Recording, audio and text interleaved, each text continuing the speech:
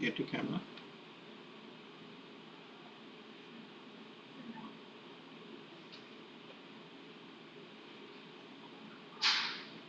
Welcome to the second live session on fundamentals of artificial intelligence.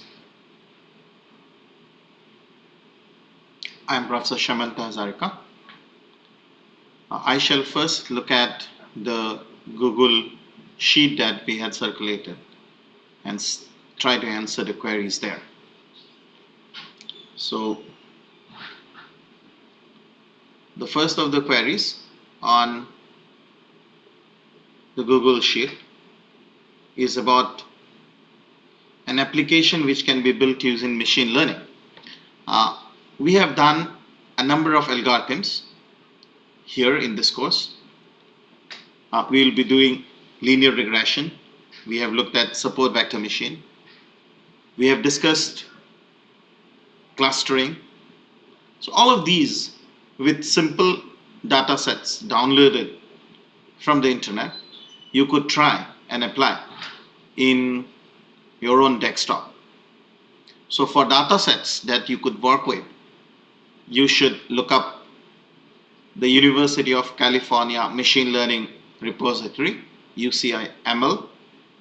So that machine learning repository have a number of data sets with annotations that will allow you to really test the algorithms that you could write for both supervised and unsupervised machine learning. Hope this answers your query. Now, the second question was about assignment number 6, question number 10. How option 1 is also one of the answer. So let me first take a minute and open that assignment. Okay, so assignment 6, question number 10 was about our first order logic sentence that says that for all x, there is an y such that r x of y is true.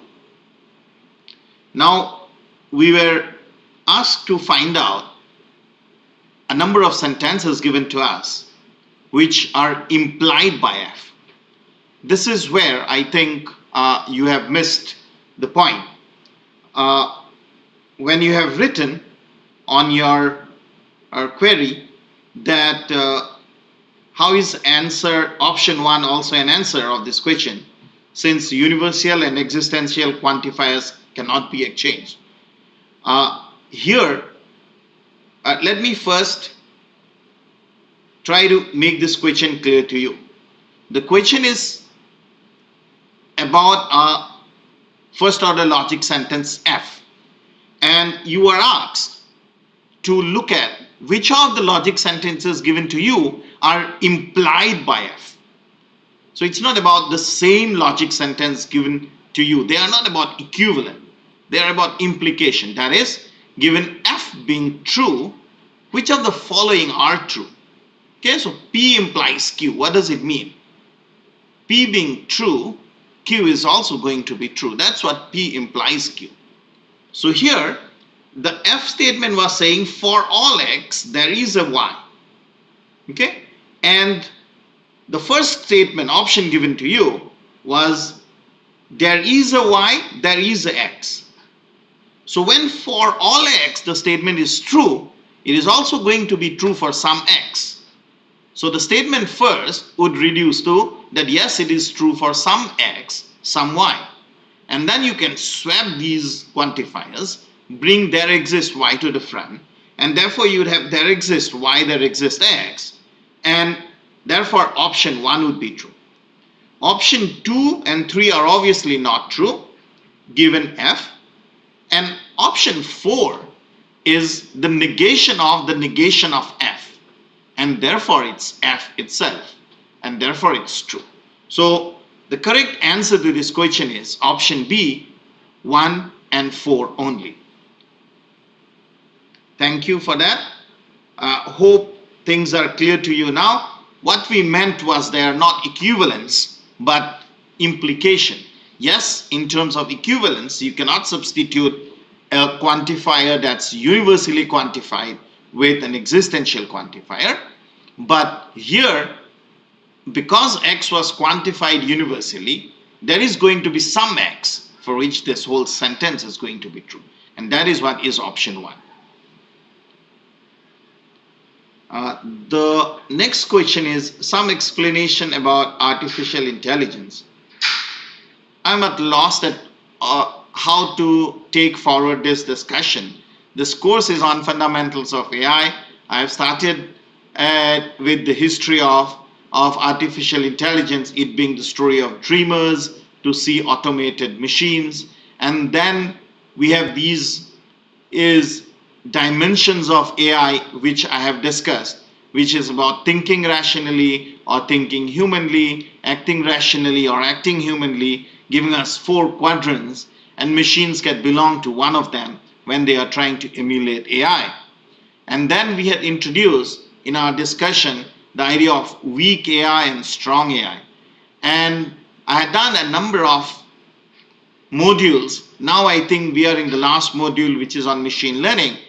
And therefore, or to answer a question like some explanation about artificial intelligence, and without some clarity on what you expect me to talk of, is not very helpful for me. So if you want more clarity, please write it on the chat, and I will try to address this as soon as I complete the Google Sheet. The next question is on use of AI in discovering COVID-19 vaccine. That's a very interesting question. How AI is being used for COVID-19 vaccine. Artificial intelligence, if you remember, I told you in my last interactive session as well, that AI is used for drug repurposing for a long time. And therefore, the contribution that AI played in the initial stages of COVID-19 was really understanding which drug would work here. And that was what people tried. But more lately, more recently, AI has come in a big way, and scientists are using cloud-based supercomputing and artificial intelligence to develop COVID-19 treatments and vaccine models. So people are falling back on virtual reality and trying to really get to an idea of which of the vaccines would really work. So in terms of AI for our COVID-19 drug discovery or for vaccine development, and the scientific community has been aroused to take an action or combat the growing pandemic at a time of scale that's really fast forward. And even if there are as of yet no novel antiviral agents or approved vaccines that are available to us, but the pathobiology of COVID-19 in that people are trying to understand, and using cloud out or AI-based systems is going to go a long way. Okay, so COVID-19 drugs and vaccine development using artificial intelligence and facilitating the understanding of how these drugs will work using deep learning models is something that is in right earnest. Okay, then there are developments of a number of data sets of compounds, peptides, and similar developments, either in silico or in vitro, that are used for potentially training the models, the deep learning models, in order to extract some COVID-19 treatment. So this is something that many countries across the world are taking up. UK, for one, is trying to use AI for COVID-19 vaccine side effects. So it's trying to understand what would be the side effects of a COVID-19 vaccine. And for that, they are using AI models, virtual reality and artificial intelligence models. So these are certain things which are really working towards fast tracking the COVID-19 vaccine. So in a nutshell, I would say AI, virtual reality, is really helping fast track the COVID-19 vaccine development, and a lot of things happening in that area. So next is, what is the application of AI for rural development? Now, this is a question that we usually face, and particularly in a country like India, where agriculture plays a significant role in our economic sector. Automation of agriculture is the main concern, and an emerging subject, not only in India but the world over. This is particularly true in face of the tremendous increase in population and the increase in demand for food, and therefore our automation lies at the very heart of changing the scenario. Traditional methods which are used by farmers as possibly are not sufficient enough to fulfill these requirements, and keeping in view our sustainable development goals. Automated methods need to be introduced, and these methods that we are talking of builds on robotics and automation. And as in one of the lectures I have emphasized, when there is a marriage between robotics and automation, and the one that plays this broker, one that brings them together, is the idea of artificial intelligence. So artificial intelligence in agriculture has brought about an agriculture revolution of sort. This technology has not only protected crop yields from factors like climate change, population growth, they have also been used for things like irrigation and things like weeding, spraying with the help of sensors and other embedded means. And particularly, they have looked at what I called in my last interactive session the idea of precision engineering, not use of excess of either water or manure or seeds or time. So the very idea of precision engineering is put forward in agriculture through AI. So that is one area where AI can be definitely of a huge impact in rural development. Now, apart from that, like only not talking of the agricultural robots or crop and soil monitoring or predictive analysis, is AI also has a big role to play in bringing education and health to the rural masses.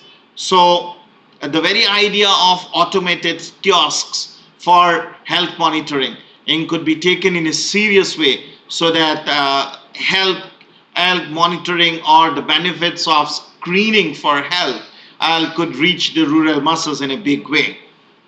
And that is something that needs to be really taken up in a large scale, and that is only possible when AI is embraced by departments such as rural development.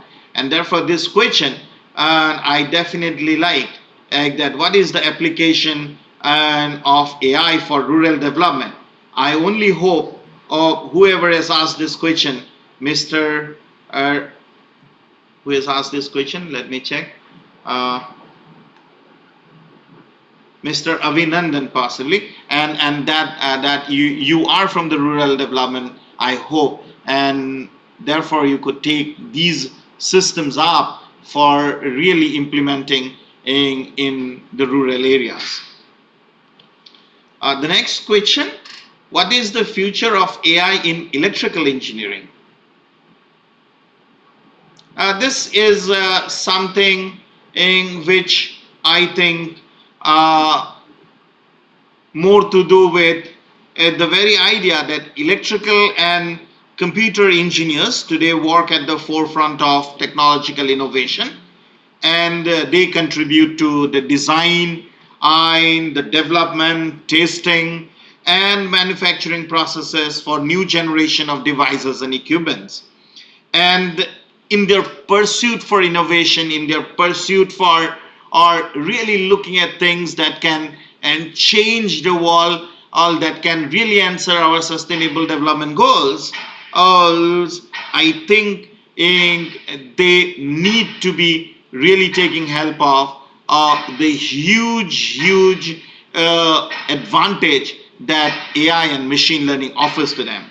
So recent progresses in areas like machine learning and AI, particularly natural language processing, have affected almost every industry and areas of scientific research, including, of course, engineering and electrical engineering. So machine learning and electrical engineering professionals could leverage AI to build and optimize systems and to provide AI technology with new data inputs for interpretation. And for example, engineers build systems of connected sensors and cameras, and that information is communicated from those onboard sensors, and there is delay in processing, but such delays could result in severe accidents. So we could have in place is AI systems that could really work and take action, and we could have systems that are really reliable. So artificial intelligence potential of it could be harnessed as to boost system performance and could really make systems that are more efficient. And this is something that electrical engineers can definitely take up. And they have this opportunity to realign their organizations, manage daily operations, and through some AI-based systems. So then the next question, softwares we have to learn to implement AI. I thought this question that I have been having, I have answered this many times in your chat, many times also last time in the interactive session. I would re-emphasize once more. It's about developing a programming mindset first. So you have to start programming. Start from programming in the 8 puzzle in C or C++.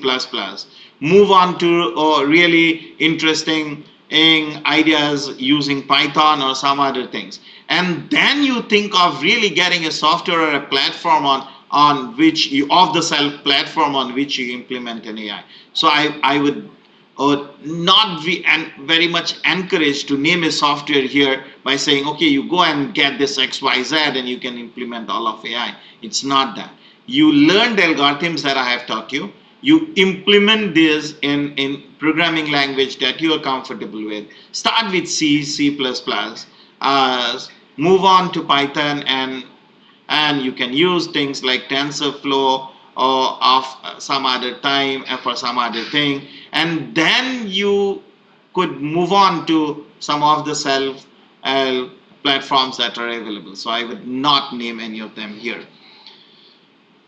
So examples of AI in pharmaceutical industry and drug delivery. Yes, I have been talking of this.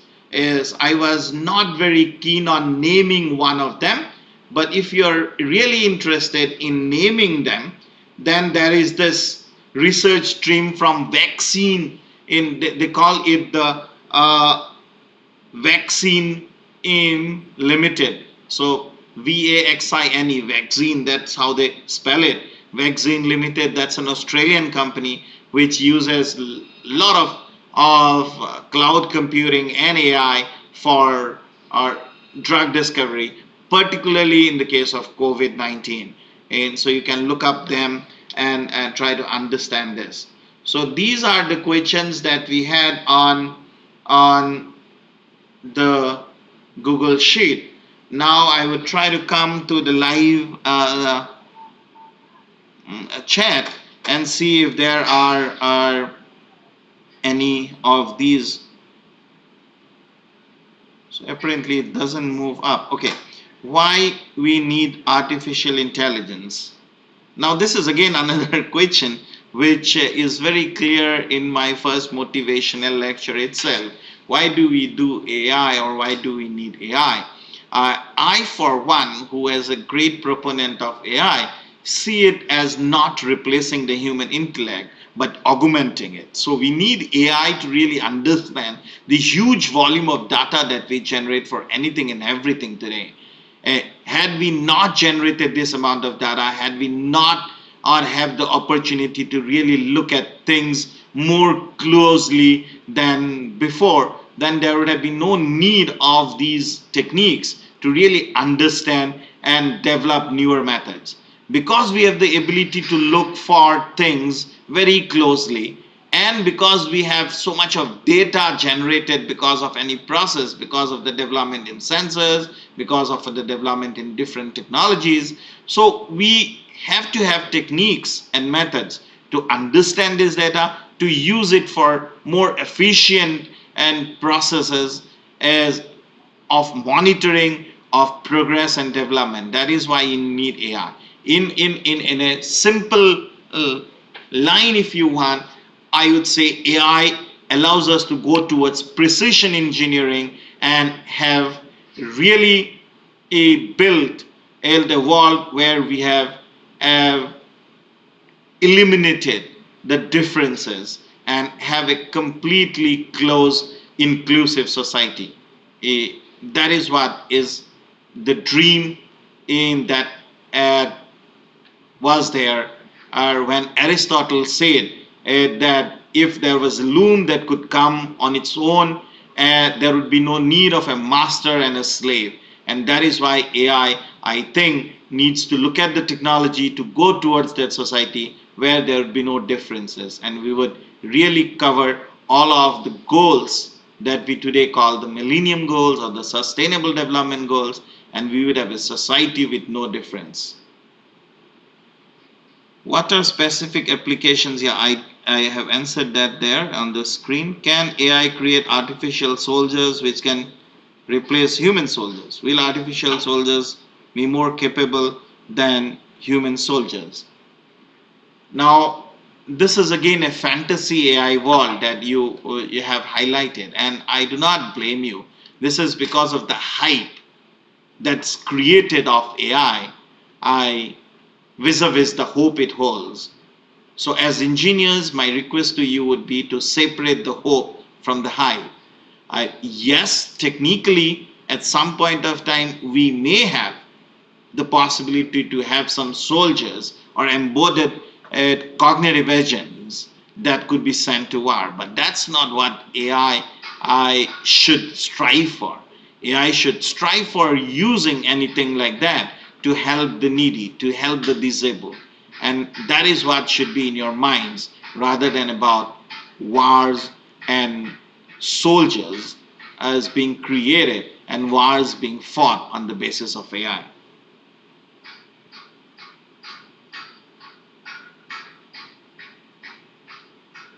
What are the career options for students in AI, and which courses are required to make career in it? So last time as well, somebody asked me similar question on what they do for a career in AI. So my question to them is, this very idea of data analytics, data being something so very important that if you know how to handle this data, how to deal with this data, you know tricks and processes to use this data for efficient process monitoring, efficient and uses of the machines that are generating this data, you would have a brilliant career. Whether it is in engineering, whether it is in social sciences, or any other department for that nature. So as for the career options for students in AI, I would say you start with this fundamental course in AI, then do a course on problem solving in AI, a specific course on problem solving in AI, and then do some course on machine learning, because this course, which is a very fundamental course across disciplines, interdisciplinary, so as that we expose a number of people from different disciplines to the idea of AI, is not where you would learn machine learning in depth. So I would request you to complete, after this fundamental course in AI, a course completely devoted to just problem solving in AI, and thereafter a course on machine learning. This would be a good collection of courses in your repository to look for a job that involves AI or data analytics. Sir, how to choose which type of learning is suitable for a problem? Doesn't it depend on the nature of the problem in hand? So the next question is technical. Let us come to that question. So, sir, how to choose which type of learning, supervised, unsupervised, or reinforcement, is suitable for a problem? Does it depend on the nature of the problem? Of course, it depends on the nature of the problem and the data that you have in hand.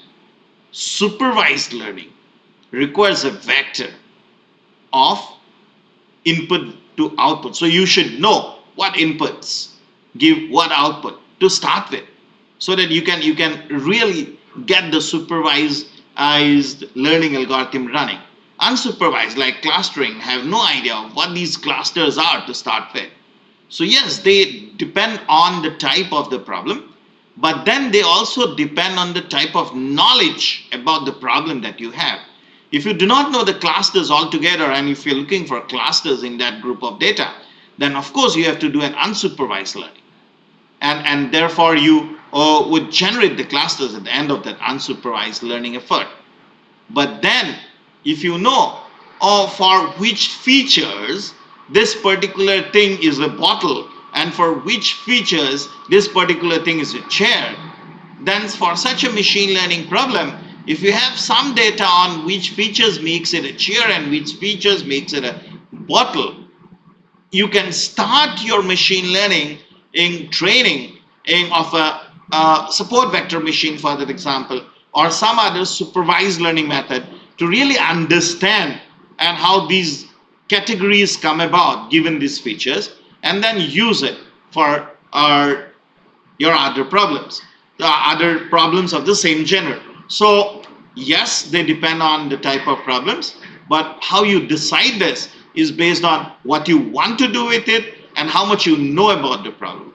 If you really know something about the problem, what are the classes that are going to come out, what are the things that makes these classes take that shape, you are going to use supervised learning. You don't know nothing about the problem, you would use unsupervised learning for sure. So do you think we need laws to govern AI? Of course we need laws to govern AI, and there are laws already there in place, as including in any uses of cyber physical systems or the cyberspace. So these laws for the time being are there, and then there is also IEEE Ethics Committee on AI, which are working on different standards, what you could do in AI and cannot do in AI. So these are taking shape as we are going forward in our artificial intelligence and machine learning endeavors.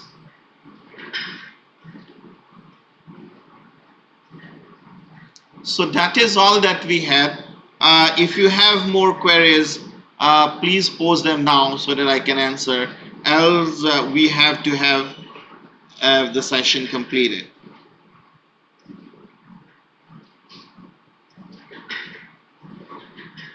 So there is one question by Deepak. Sir, how do you see humans and AI working together? Now, for me, if humans and AI do not work together, AI is not going to go far. That is my personal feeling, personal answer to your question. But more technical terms, how is AI and humans going to work together? Or how do you see AI, humans and AI working together? I would give you one particular example, and that's an example of robotics and AI in healthcare automation. So if you are talking of taking somebody to the health uh, care professional, are you happy with an automated ultrasound telling you somebody has a tumor, or somebody has a stone on in his gallbladder? Or you would love that an automated program, after having identified the gallbladder stone, is then again checked by a human being, who then conquers, or who then says, yes, this finding by this automated machine is correct. So in the first place, you would not trust the machine. In the second place, you would trust the man. But here is the twist: the man in the first place may not have been able to identify it unless and until we have given enough powers to the machine to really look at things, given its huge history of looking at such images in the past, and then trying to identify things for us. So it's like the knowledge of a huge amount of experience, which this particular doctor or physician may not have, can be encapsulated in an AI program and given to the doctor, so as to really augment his own intelligence to take this fight forward. And that is where I see humans and AI coming together in a big way. So this was an example from healthcare. Such examples you can build up in any area of operation. So I see AI as artificial intelligence to augment human intelligence in a way that we take things in the most precise and most efficient way.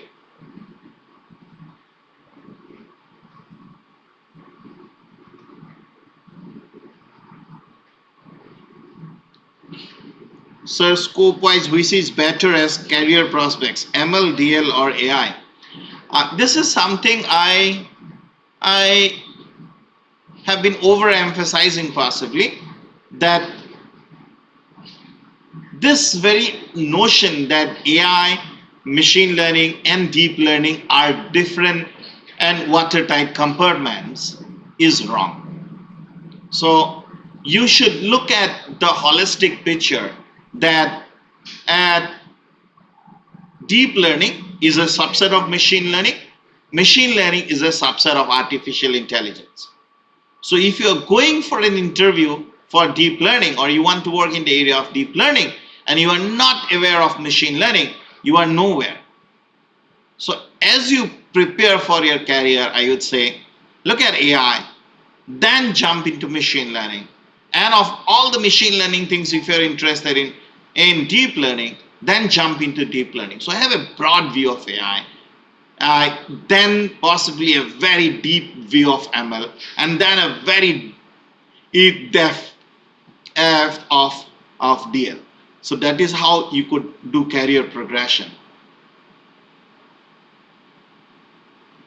So how AI helps in resolving poverty? This is a very interesting question. How would AI help in resolving poverty? Because one of the sustainable development goals is about resolving poverty. And my own take on this problem is that, given this very idea that AI would allow us to have what I call the justifiable uh, decimation of knowledge. AI would at some point of time enable us to actually decimate knowledge to all corners of the globe, to all portions of the world, all is something that should work in a big way in alleviating poverty, sickness, and all other ills of the society. But that's something in that's like wishing for the moon. On I do not think in the near future we can see in our lifetimes AI elevating poverty in a big way. But what AI will bring in, as I was telling in my earlier question on answering agricultural development or AI for rural development, and AI would definitely bring in some amount of progress, a really tangible progress in the way education is decimated to the rural, healthcare is decimated to the rural sector, or how agriculture is taken up. Better means of agriculture is taken up. That is all I can see happening in because of AI in our lifetime at least.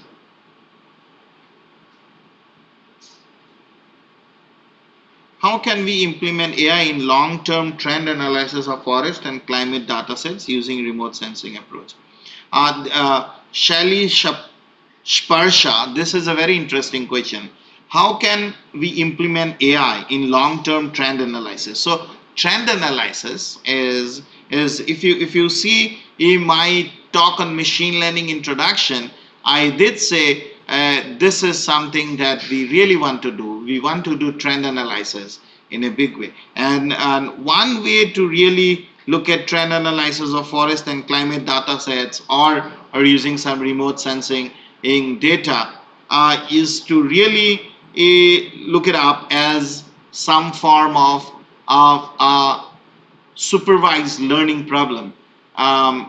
What I mean here is that you could think of this trend as a history, and given this history, you can think of a space-time history growing in or shrinking over time, and you could then, and given this historical data sets, make your machine learning algorithm learn the way this shrinking or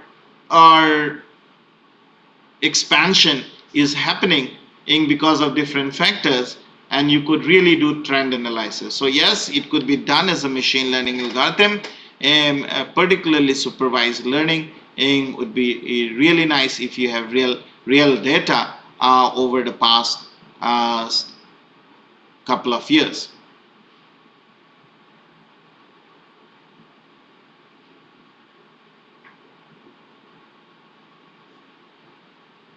How can we measure the performance of a program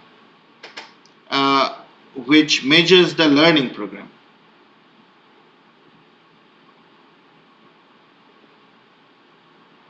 So this question, I am not clear, Sujit Kumar Saha. Can you be more specific on the question? What is that you are exactly asking about? So if you can be a little bit more specific on that, I could definitely answer that question. The next question is about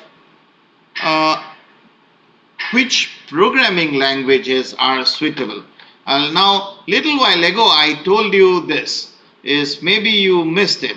Which programming languages are suitable for AI was the question, and I did say a lot of things about that.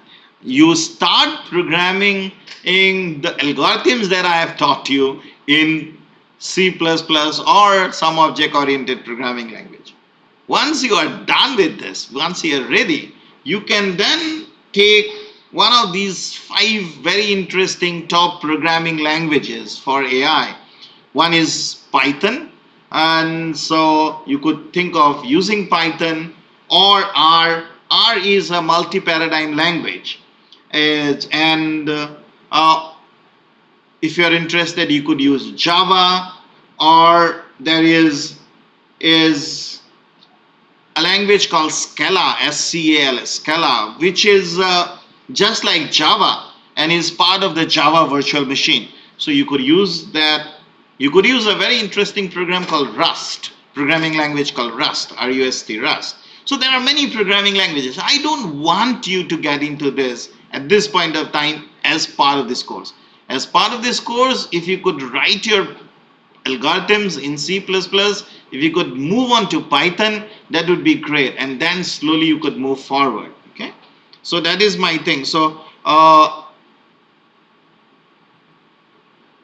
which programming languages are suitable for AI? So Mr. Sharma, this is my answer to your question. Then can I ask questions via your mail, sir? Yes, of course. You are encouraged to send me mails if you have queries, and I would definitely reply to them.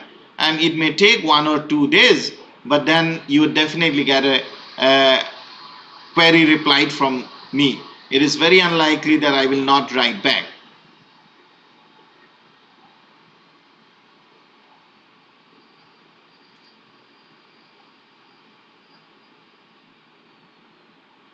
So, sir, what is the limit of AI? Is there any latest or advanced trends after deep learning?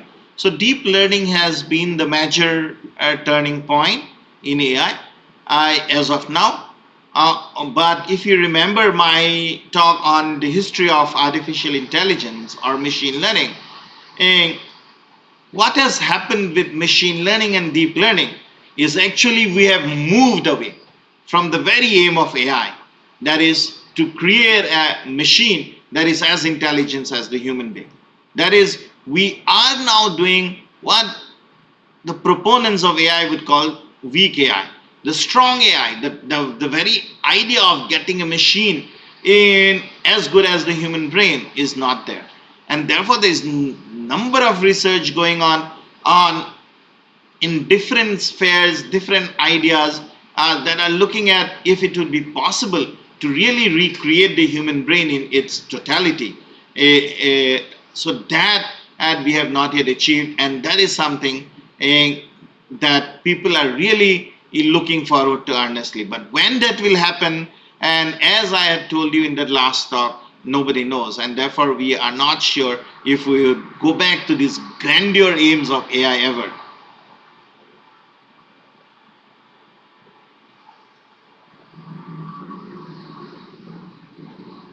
So, what are the most common myths about AI and what is true about it?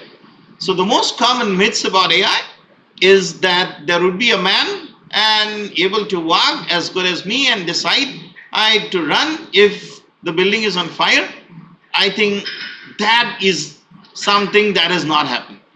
And you must have seen Asimo, you must have seen many other things, you have seen Siri, you have seen Alexa, but these are all in a restrictive environment, restrictive if domain.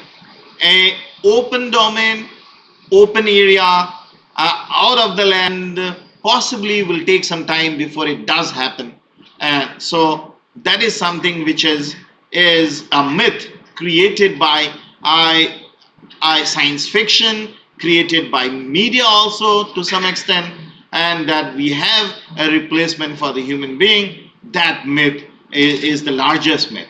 We do not have a cognitively embodied agent, a cognitive agent as good as the human being, and that we will not have in the near future.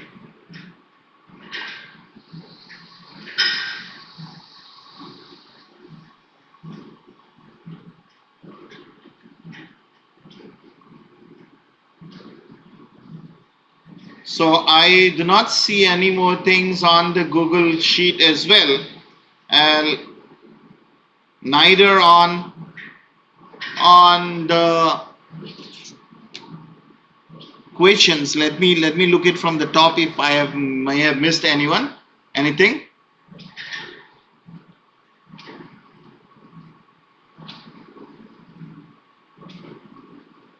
So that we have done all of this. So what are applications in space? Reduce the need of human astronauts. How can AI help us colonize?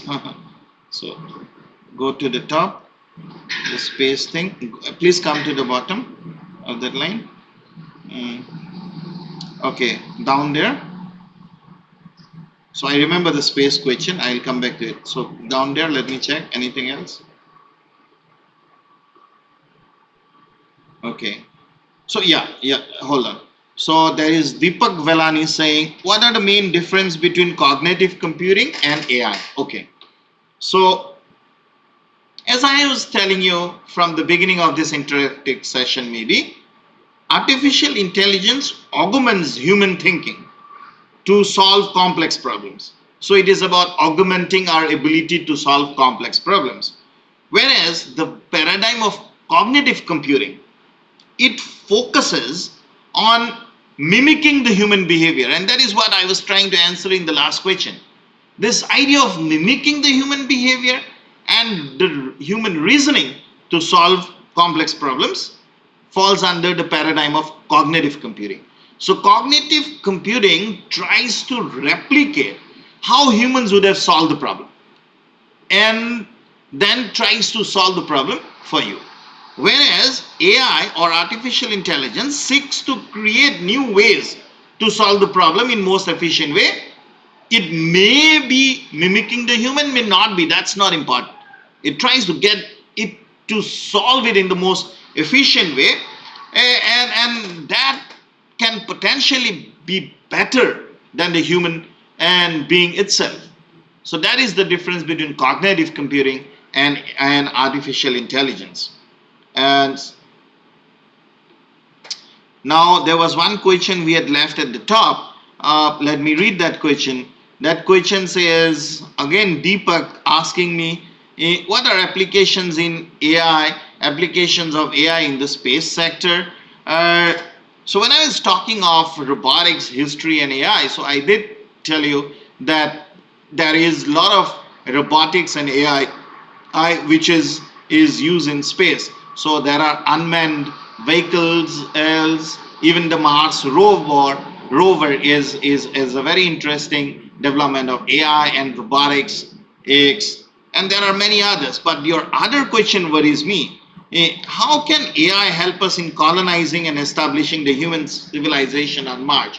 I do not think this should be the aim of AI, or this is the aim of AI. There is no AI ethics to really understand, and there are no efforts to really understand how to colonize a planet in the solar system. I'm not aware of it, and I do not think this is ethically correct for an AI system to really even plan or think of such colonizations. So I'm not aware of any efforts in this direction. Thank you very much. You can come to the bottom. I have done all of this. So yeah, I think that's pretty much it. So I think it's almost 1 hour now, or we have some more time. Okay, so I'll take a couple of more questions. So what are the most common myths and what is true? Sir, your email ID.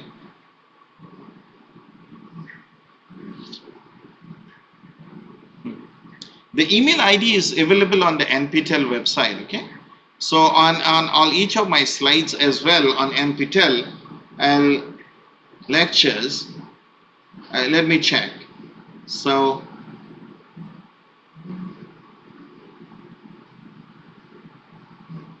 possibly the email ID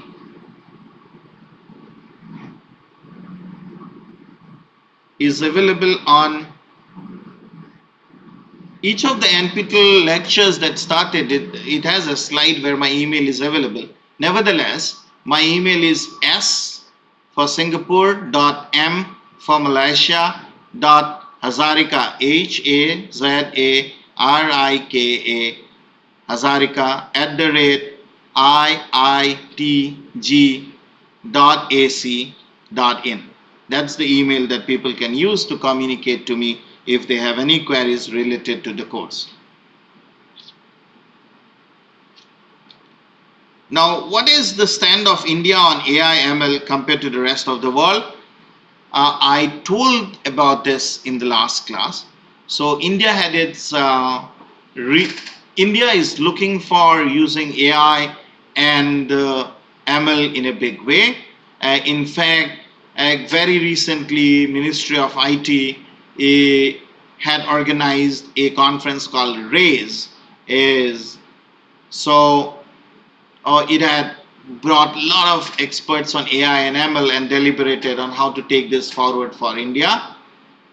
Also, India has a mission on cyber physical systems, which is about IoT, robotics, AI, and such developments, including Industry 4.0. So, India is looking to exploit AI and ML in a big way. I have really answered this question on electrical applications, and particularly in deep learning. What are the electrical applications? And this is again about really looking at understanding trends or understanding certain failures as given the data. That is what you'd use that for.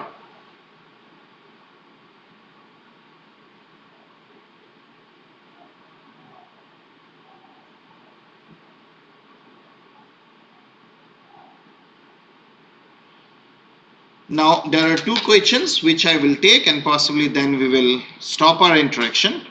Can ANN be used to study trend analysis?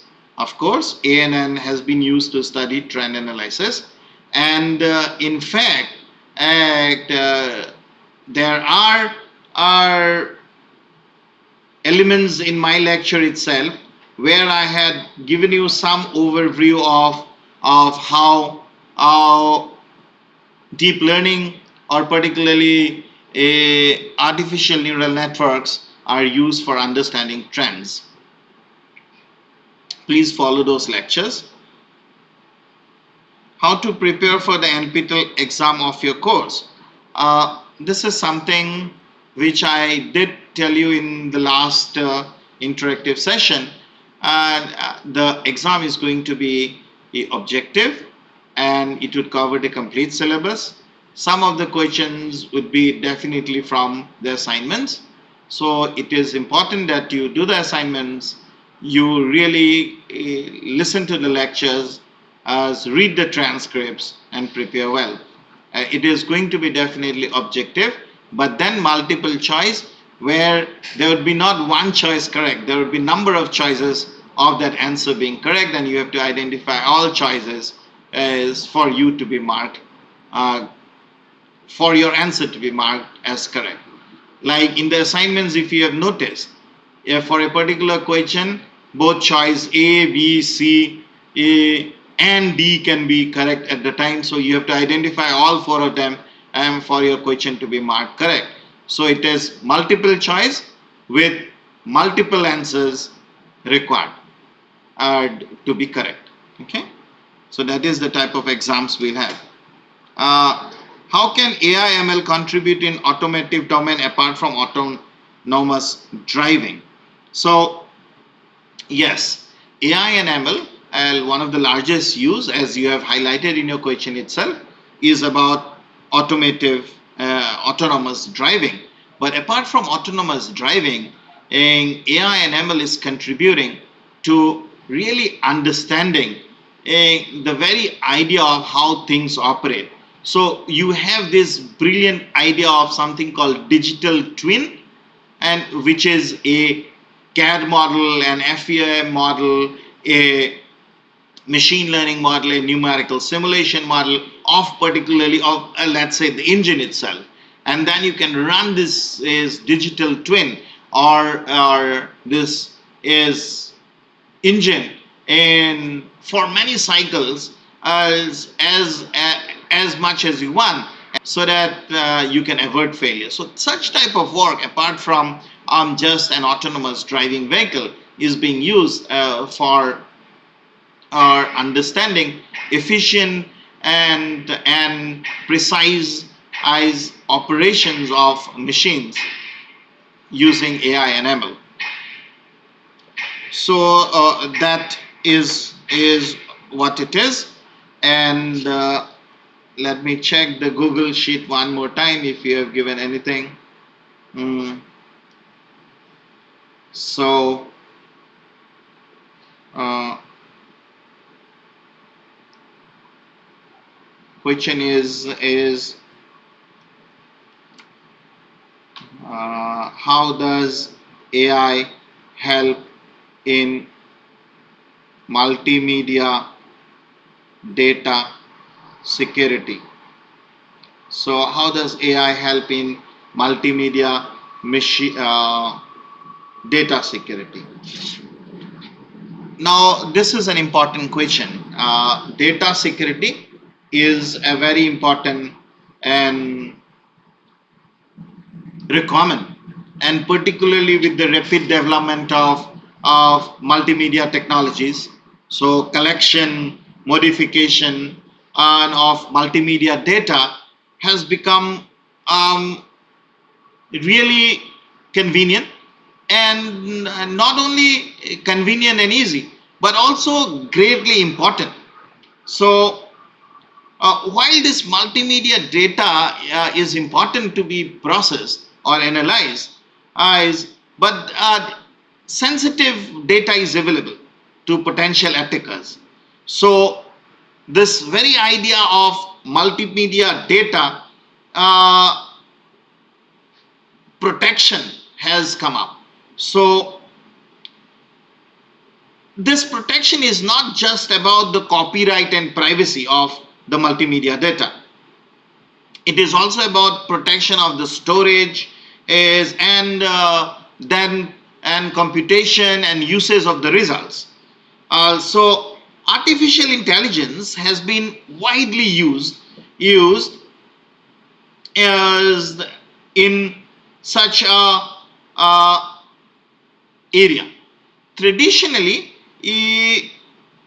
this idea of steganography or security or encryption of multimedia data, they have a lot of challenges, including audio, image, video data.